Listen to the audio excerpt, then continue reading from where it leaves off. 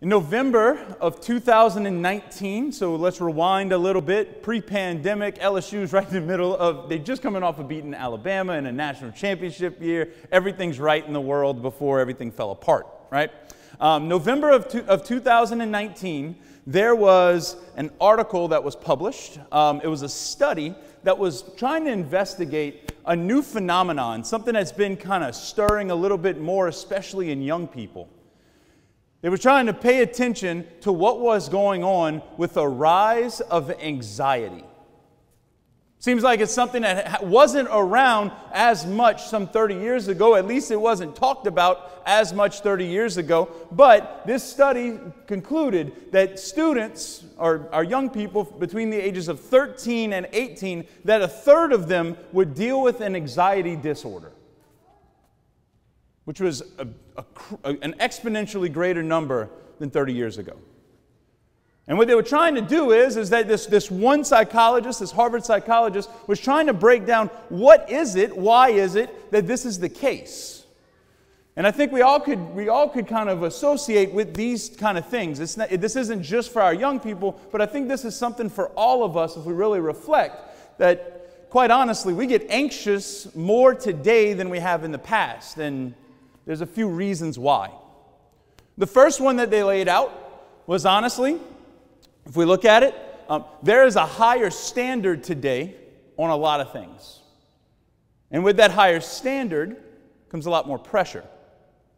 For example, I remember when my sister was taking the ACT, you only had to get a certain number. By the time I took the ACT, you were trying to get 5 points higher, and now, if you're not in around the 30 mark, you might be in trouble. I would have never touched that number, by the way, and my sister really wouldn't have touched that number. She's going to be so mad that I said that, but I don't care. So higher standards lead to more pressure. Okay? The second one is that the world has revealed itself as being dangerous. Really think about it. 30 years ago, yeah, sure, there were dangerous things. There were some things that might kind of come up, tragedies and wars, but it wasn't on the news every day, all day. At the turn of the century, there were 4 years in a row where there were just questions of what was safe. For example, 1999, Columbine, is my school safe? 2000, Y2K, is all this electronics safe? 2001, 9/11, is my country safe? In 2002, the church abuse scandal, is my church even safe? It's been kind of a question of doubt that is thrown on, a cloak of doubt that has been thrown on the world, on institutions that we always felt like we could trust and believe in. And what happens? We start to question if it's safe, and the world reveals itself as actually maybe being dangerous.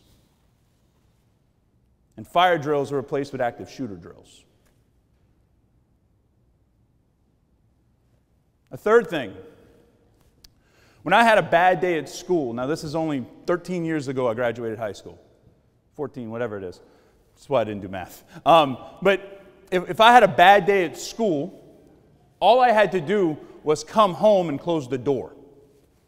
And I could tune out the rest of the world. I could have my own time to play PlayStation, I could watch TV, I could kind of just exhale from a bad day at school, or the bully who was aggravating me, or the person, or the bad thing, or whatever. Now, he follows you home because he can constantly have access to you through social media. Constantly engaged. There's never a time of being off. You have to be perfect all the time. I don't know about you, but if those things were where they were affecting me where I was 13, 14 years ago, I would be anxious too. Oh, wait. 4 months after this article comes out, 4 months after this study comes out, let's throw in the coronavirus. Anxiety is in our world at a higher rate than it probably ever has been before. And that's not, I don't think that's just because all of a sudden we're talking about it. I think that's because we're engaged in more and higher standards than we ever have been before. And today, in our second reading, St. Paul has the audacity to tell us, I should like you to be free of anxieties. St. Paul's writing to the early church in Corinth. He was writing to this community, this dock town, this kind of shipping center, this hub in the Mediterranean. And he's telling them to be free of anxieties. But I really do believe that these words still echo down to us today. Because ultimately, the cure to the anxieties of our life, the cure to the anxieties of our world, is not to just try and white-knuckle it and get through it, but it lies in being in relationship with Jesus Christ. Our gospel today reveals 3 ways that this anxiety can flare up, and I think it also shows us what's the cure to it. We got 3 particular groups or figures that we can look at in the gospel today. The first is the congregation that's gathered, the people. We hear about them as just the people. We hear about them as kind of seeing what's going on and not quite knowing. Now, just as a background, a synagogue, you have to understand what synagogue worship looked like in the Jewish tradition. Now, multiple times a year, 5, 6, 7 times a year, the Jewish people would have to go to Jerusalem to the temple to offer sacrifice. That might be a lamb, that might be a goat, that might be some grain offerings, whatever it was, they had to go and offer sacrifice to God. That was a handful of times a year. Those were big moments. But on a weekly basis, what they would do is that they would gather in their local synagogue. They would gather in their local place of worship, and it was a lay movement where they would invite people who were learned in their faith to get up and preach, to get up and speak, and to teach, and to break open the scriptures with each other. If we think about it, imagine that once a week we would come here and there would be somebody in a congregation that would come up and speak. And then a few times a year we would go to New Orleans to offer sacrifice. It's kind of what we're talking about. So at one of these gatherings, Jesus is invited to come and speak to the synagogue. He's invited to stand up because he's seen as this wise, learned kind of guy. He's seen as someone who seems to be holy, so they give him a chance to give the talk that week. When they come together, these are the people that would have been your Sunday Mass goers, if you will, of the Jewish tradition. These are your people that took their faith seriously. They were there every week. And Jesus gets up and he starts to speak and he starts to preach. And as he's speaking and as he's preaching, the people recognize there's something different about the way he's speaking. He's speaking with a sense of authority. He's not just quoting other people, or he's not just giving kind of other people's thoughts. He's speaking as himself with authority in the scriptures. He's breaking them open. He's not quoting people. He's telling them exactly what it means. And it seems to be coming from a place that's not here. That's not in their tradition. The people, they're intrigued by it. They're impressed by it. But they don't recognize that it's the promised one that Moses talks about in our first reading. That this is God's prophet. That this is God's one. This is the Messiah that's come. They don't recognize him. They still don't recognize him whenever a man with an unclean spirit, someone who has a demon in him, looks and starts to challenge him, and he drives the demon out. They hear the word. They see the work. But they don't recognize that God is there. Think for us, how often we come to Mass every week. We hear the word. We see the work, but we may not be convinced that God is there. The second person, that can cause anxiety, right? The second person that we can kind of learn maybe a source of anxiety from is the demon. I know we're going to learn something from the demon. Give me a sec. Well, the demon recognizes Jesus. The demon calls him out for who he is. When the demon calls him out, his first sentence to him is, "What would you have to do with me, Jesus of Nazareth?" It's a profound question. What would you have to do with me, Jesus of Nazareth? Imagine if you got a chance to stand before God, that God presented himself right here in front of you today, and you looked at him and you asked the question, what would you have to do with me, Jesus of Nazareth? If you want to translate it a different way, do you care about what's going on in my life? My God, I've got stuff. I'm struggling. I got hurt. My family is struggling right now. 2020 was horrible. The stock market, I'm worried.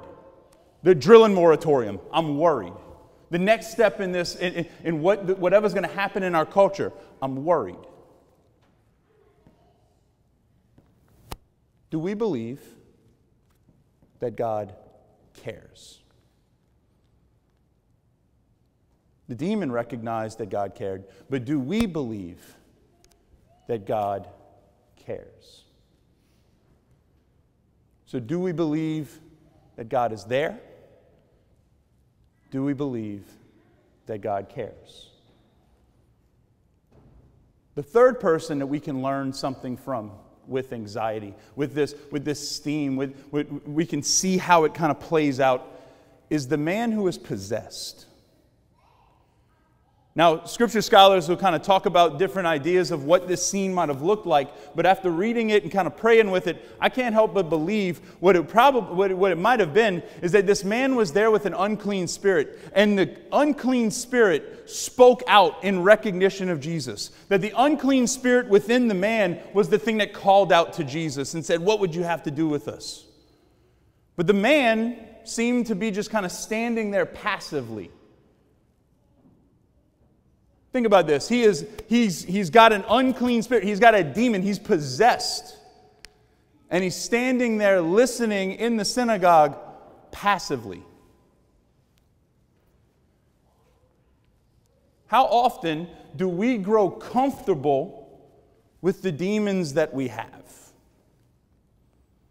We could grow comfortable with our sin. We could grow comfortable with those little idiosyncrasies that really get on other people's nerves. We can grow comfortable with the ways in which we fall short.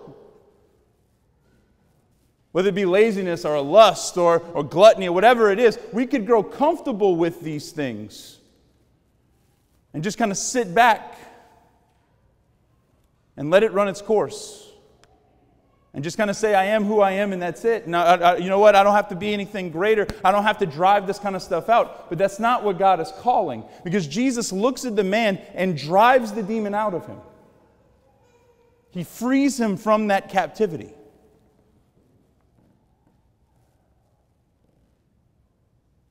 It makes the man convulse. It makes him kind of spaz out a little bit. And as this demon is driven out of him, because it was rooted within him, it's not comfortable to drive out the sin and the shortcomings that we have. It's not comfortable a lot of times to go before God and to ask for healing in those places that are most sensitive and most hurt in our hearts.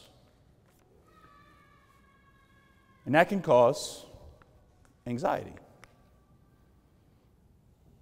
But what happens with that comfort, I think a lot of times we convince ourselves that it's mine to fix, that this is my shortcoming to fix, that this is my place that I need to fix myself before I can come to God. Basically saying that my cross is only mine to bear.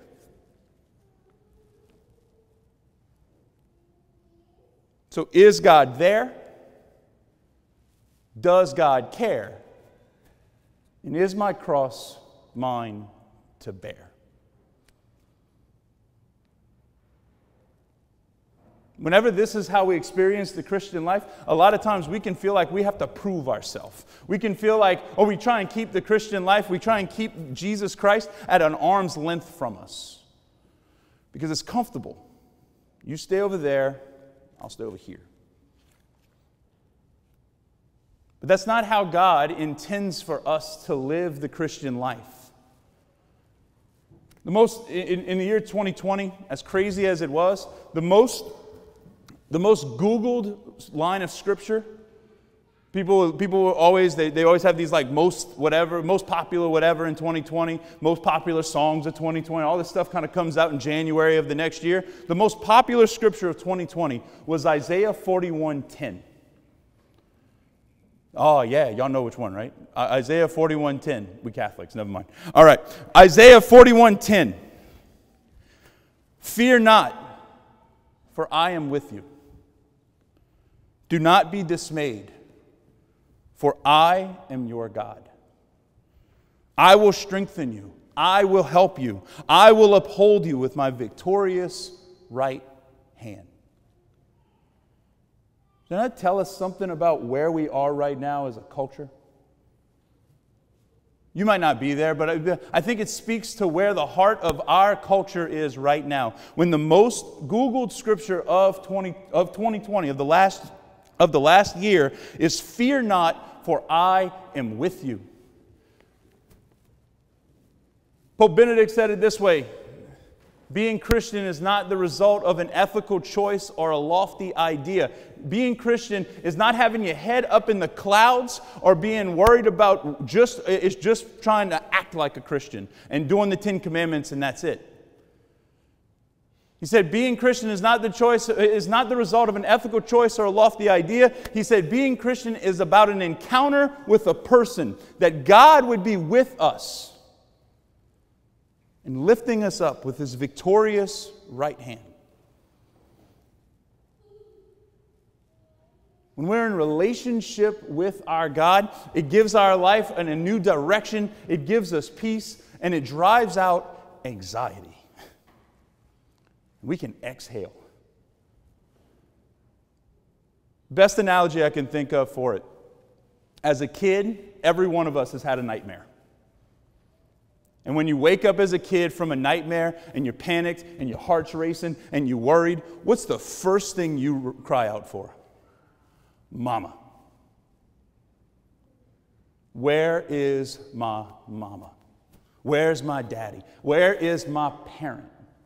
I was just in a dream that a 10-foot tall rabbit was chasing me, and for some reason I think my mother, who is a 5-foot tall woman, could beat that 10-foot tall rabbit that could smash her. But for some reason, that's where I find my peace, because I know for a fact that I'm in relationship with her and everything else is driven out. There is nothing in this world. There is no virus, there is no pressure, there is no dissension, there is no struggle, there is no war. There is nothing in this world that can defeat the loving embrace of our God. That drives out anxiety.